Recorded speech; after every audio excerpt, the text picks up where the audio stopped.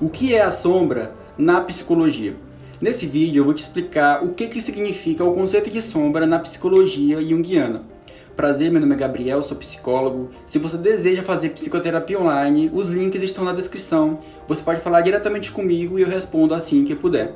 Mas primeiro, me responde uma coisa. Você tem expectativas nas outras pessoas? Você tem expectativas em relação aos seus amigos, aos seus relacionamentos, aos seus filhos, se você tiver filhos? E é óbvio que sim, mesmo que nós não queiramos, nós acabamos gerando expectativas em relação às outras pessoas. Tente voltar, por exemplo, quando você era apenas uma criancinha, ou até mesmo quando você estava ali na barriga da sua mãe. Os seus pais, eles imaginaram um futuro para você.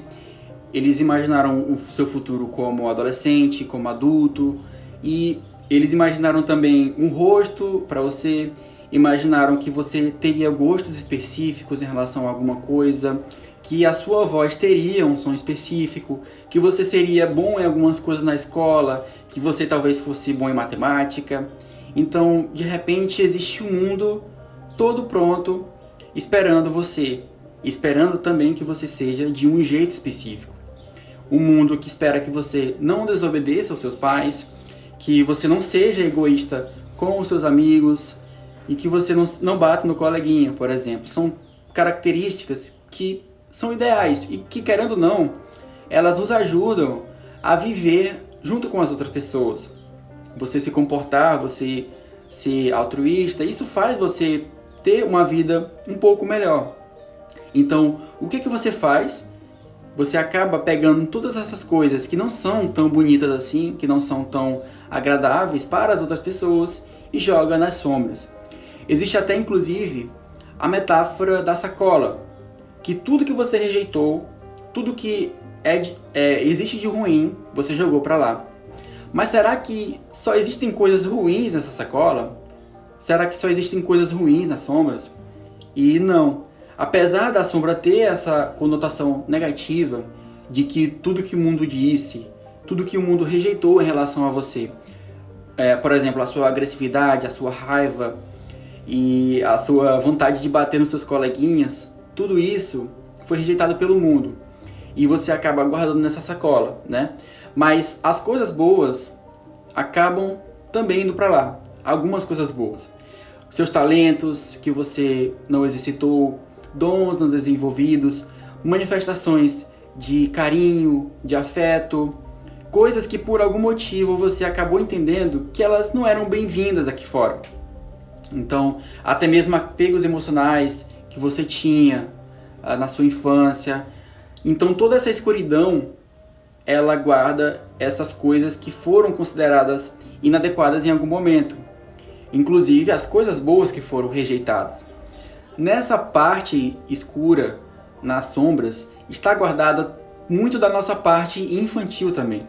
Então você chega no mundo que tinha uma expectativa em relação a você, você chega com gostos diferentes, com um rosto diferente, com a sua voz ela não é do jeito que seus pais esperavam e talvez você não seja bom em matemática também.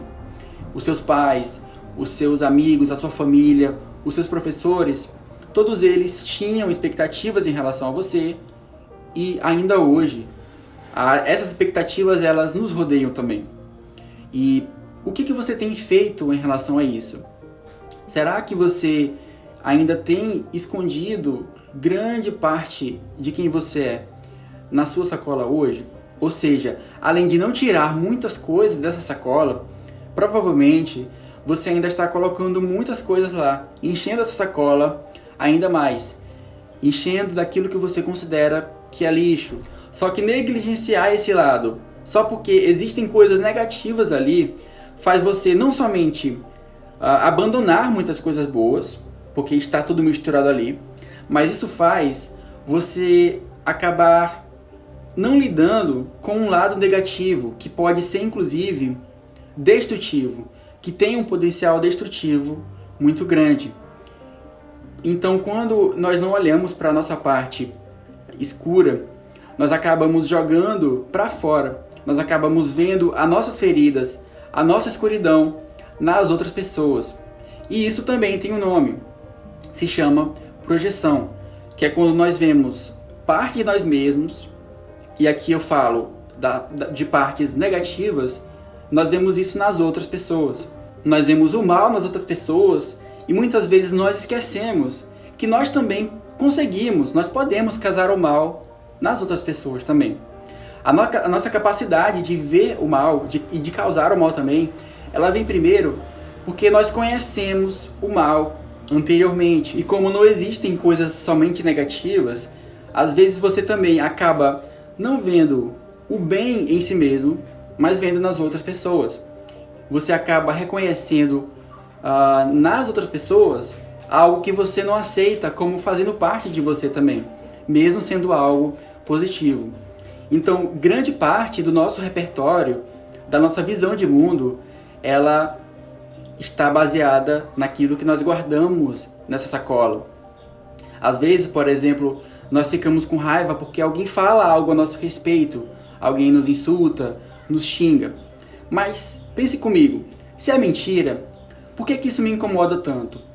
E se é verdade, por que isso me incomoda tanto também? Por que isso mexe comigo? Por que isso faz olhar para mim, me faz olhar para dentro de mim mesmo e causa reações tão diferentes e às vezes até inesperadas? E olhando para o outro lado, quando você olha para fora, quando você observa as outras pessoas, o que o outro tem de mim quando ele me incomoda? O que o outro tem de mim que me causa tanto incômodo? Todos nós temos um potencial destrutivo, porque nós temos essa parte obscura, mas nós podemos fazer uma escolha e não deixar que isso cresça, que isso exerça esse potencial de destruição. Mas nós não devemos olhar para essa sacola como algo simplesmente a ser extinguido, como nós tentamos fazer lá na nossa infância. Porque aonde é que você vai esconder essa sacola? Para onde é que ela vai? Então, quando nós falamos da sombra de maneira negativa, por exemplo, nós não estamos falando somente do mal, né, individual, ou das nossas atitudes como pessoas físicas, mas nós estamos falando também desse mal coletivo, dessa sombra coletiva. Então nós acabamos muitas vezes nos juntando com pessoas que também tem esse potencial destrutivo que não está sendo cuidado. Então as guerras, o preconceito, a crueldade, tudo isso são manifestações coletivas da sombra que existe dentro de cada um de nós. Algo que se manifesta de maneira destrutiva. E querendo ou não, você acaba se aproximando de pessoas que estão com os mesmos pensamentos que você, com as mesmas formas de agir. E por isso que às vezes a mudança, quando nós mudamos dentro de nós mesmos, isso acaba também gerando mudanças no exterior, com quem nós mantemos contato, com as nossas atitudes, com os ambientes que nós frequentamos. Então a mudança interna, ela provoca uma mudança externa também. E como eu disse, nós não estamos falando aqui somente da remoção do mal ou da remoção dos defeitos, mas também de se equilibrar entre esses dois polos. Porque é preciso também aceitar que para que a luz exista, a escuridão ela existiu em algum momento. Então a luz precisa das sombras e as sombras precisam da luz. E por mais que exista uma escuridão dentro da nossa mente, nas profundezas da nossa mente, é também de lá que vem a criatividade. Criatividade, inclusive, que nos ajuda a solucionar problemas da nossa vida diária, a encontrar soluções para questões que nos causam sofrimento.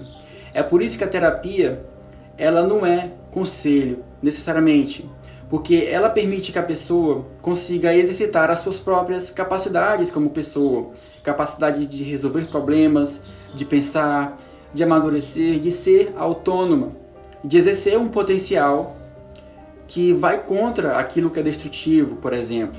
E ainda falando um pouco sobre esse potencial destrutivo, a sombra é como se fosse uma substância química, que se você não tiver muito cuidado no manejo dela, ela pode causar muita destruição. E a psicoterapia é como se fosse esse laboratório em que é possível lidar com essa substância e não permitir que ela cause tanta destruição. Quando nós olhamos, por exemplo, de forma simbólica para a história da criação, que é como a psicologia analítica, a psicologia junguiana, ela vê, por exemplo, os mitos, os contos, as religiões. Quando nós olhamos de maneira simbólica para a história da criação, nós percebemos que primeiro, quando surgiu a luz, as trevas estavam lá primeiro. E a luz ela não surge porque as trevas se retiraram, mas ela surge mesmo as trevas continuando ali. Então não espere que a sombra ela vá simplesmente embora, porque ela está no mesmo terreno onde nós podemos exercer o nosso potencial de germinar, apesar do lado negativo ali presente. E se você gostou desse conteúdo, quer ver mais conteúdos como esse, se inscreve no canal e até o próximo vídeo.